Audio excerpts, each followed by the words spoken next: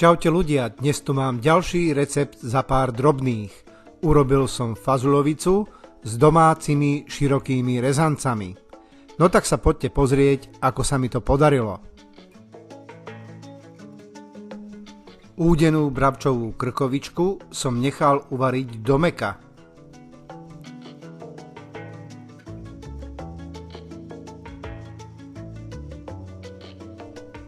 Očistenú mrkvu som nakrájal na menšie kúsky.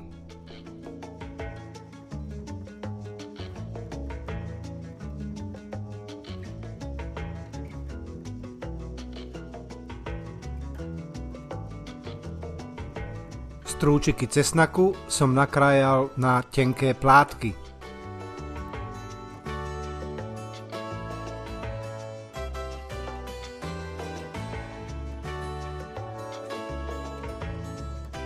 Asi po hodine varenia som skontroloval, či je údená krkovička už uvarená do mäka a vybral som ju z hrnca. Do hrnca, v ktorom sa varila krkovička, som pridal nakrájanú mrkvu a na plátky nakrájané strúčiky cesnaku. Hrniec som zakryl pokrievkou a mrkvu som nechal variť asi 15 až 20 minút. Po 20 minútach som k mrkve pridal fazuľu, ktorú som mal cez noc namočenú vo vode.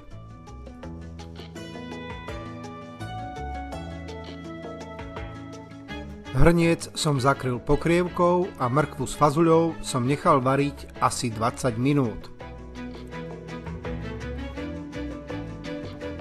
Vychladnutú uvarenú krkovičku som nakrájal na menšie kúsky.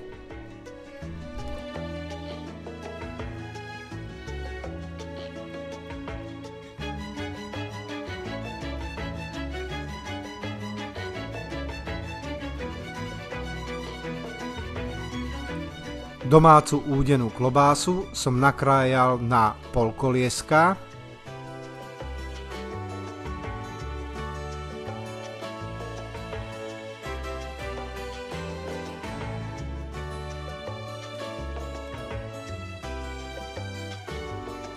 Po 20 minútach som skontroloval fazuľu, či už je takmer mäkká.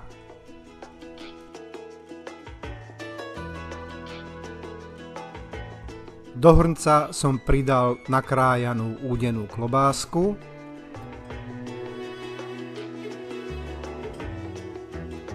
Hrniec som zakryl pokrievkou a všetko som nechal variť asi 15 minút.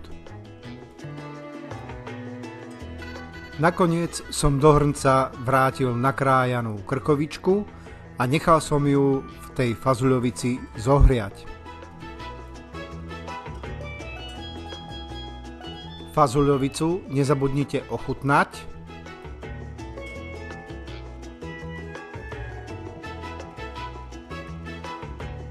Ja som fazuľovicu podľa vlastnej chuti ešte trochu osolil a okorenil som ju čerstvo namletým korením 4 farieb.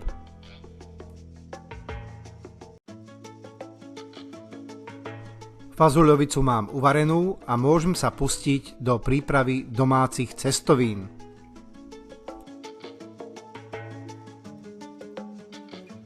Na pracovnú dosku som nasypal zmes hladkej a polohrubej múky.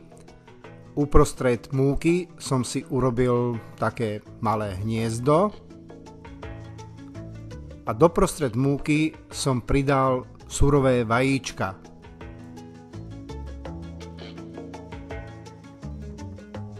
Z múky a vajíčok som vypracoval cesto.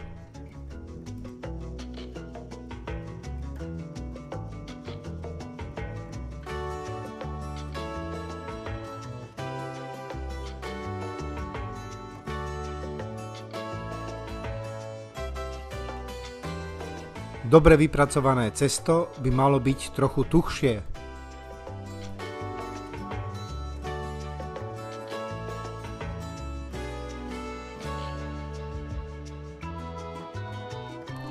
Vypracované cesto som dal do mikrotónového vrecka a odložil som ho asi na 45 minút do chladničky.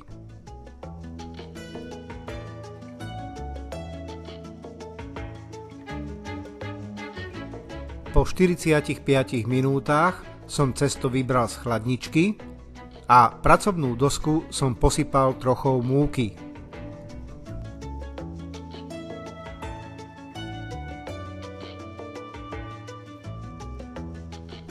Cesto som rozdelil na 4 rovnako veľké časti.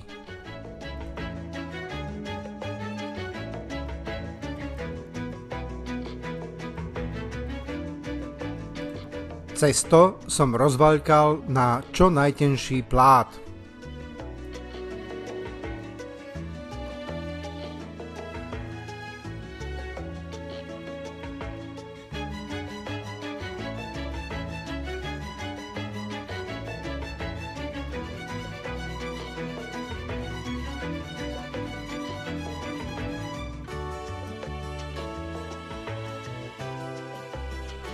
Rozvaľkané cesto som narezal na približne rovnako široké plátky.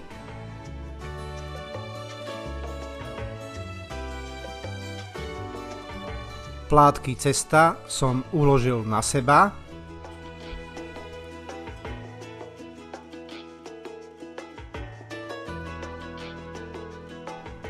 A cesto som nakrájal na široké rezance.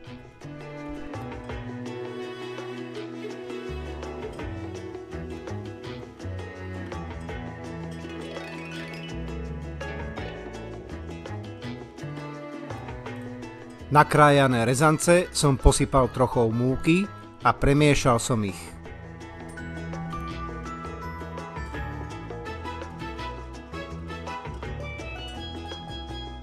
V hrnci som nechal zovrieť vodu, ktorú som trochu osolil.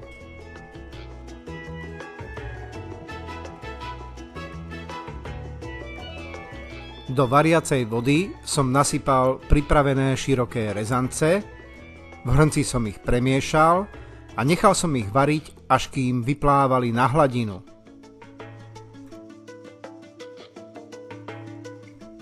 Počas varenia nezabudnite rezance občas premiešať. Uvarené rezance som scedil.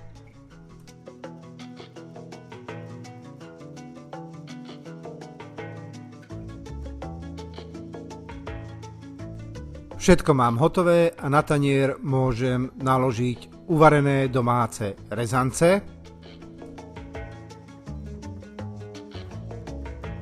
a samozrejme aj výbornú domácu fazuľovicu s údenou klobáskou a údenou krkovičkou.